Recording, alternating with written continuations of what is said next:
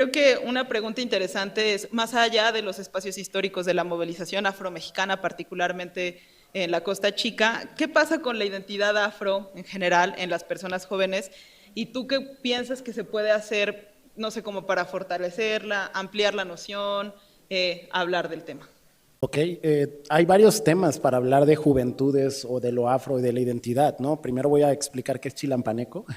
Es una afirmación política personal porque la mitad de mi vida he vivido entre Chiapas y la Ciudad de México y soy de los dos lugares y al mismo tiempo de ninguno.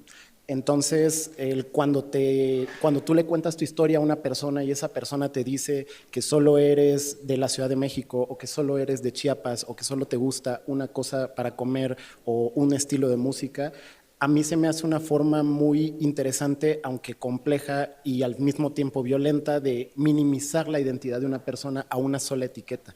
Y eso nos lleva a lo afro, porque lo afro en México, como en todo el mundo, es muy complejo y hay muchas formas de leerlo. Y hice unas notas justo porque es un tema muy amplio y tenemos poco tiempo, y una de ellas tiene que ver con la diferencia entre lo rural y la ciudad, pero al mismo tiempo lo semejante.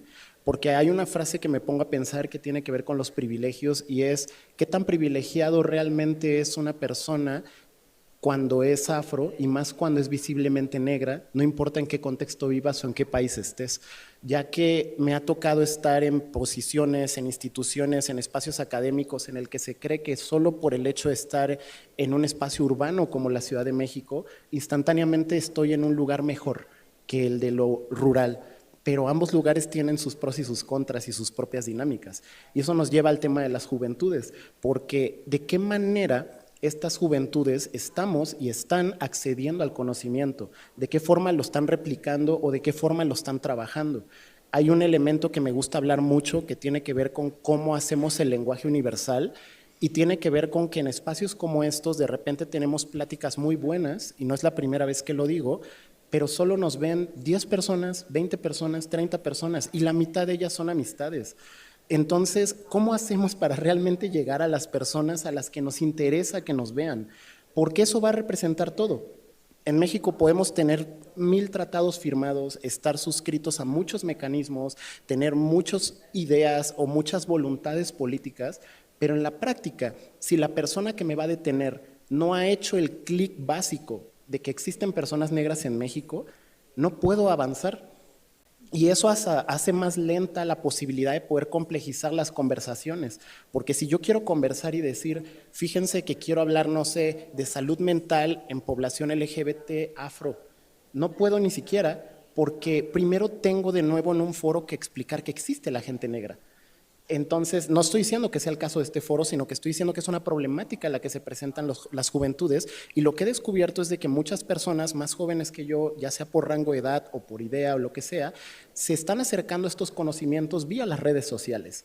Entonces, ¿qué podemos hacer? Hablando también desde lo proactivo, deberíamos de tener campañas de sensibilización constante que sean permanentes, que no solo existan en espacios temporales, que no solo existan por eventos. O sea, por ejemplo, si se hizo este proceso que está muy bueno el día de hoy, estaría muy interesante ver cómo este proceso se le da seguimiento durante todo el año y dándole difusión a personas que crean conocimiento desde lo afro, no solo desde la academia, y también personas que están incidiendo en ello para poder hacer estos nodos. Pero si solo son espacios eventuales y de por sí no tenemos acceso a ellos, ya sea porque no están en nuestro radar, porque no llega, no sé, una transmisión en línea tal vez no está llegando a la sierra donde no hay red, ¿cómo hacemos para que estos conocimientos lleguen si solo los usamos una o dos veces al año?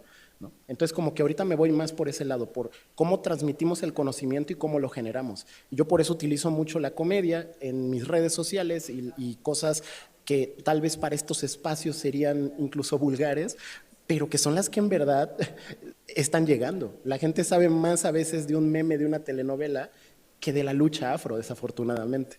Por ahí lo dejaría por el momento.